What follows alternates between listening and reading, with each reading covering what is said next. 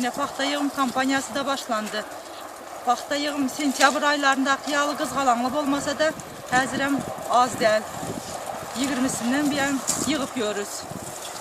Yine benim şu terende yerim 2 hektar.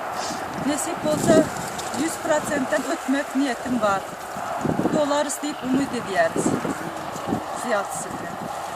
Yılda bana paxta yığımında komşularım, obadaşlarım, hem özümün çağalarım kömək ediyor. Yine sentyabr ayından biraz okul yılından başlanıyor. Ben sonra çekildim. Öğüteyimde terende yerimde paxta yığmanı güneşleşiyor.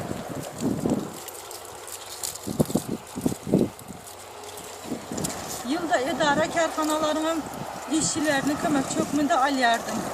Bu yıl həli alamaq. İndiki yığımlarında nasip olsa onları da köməyə çağıracaq.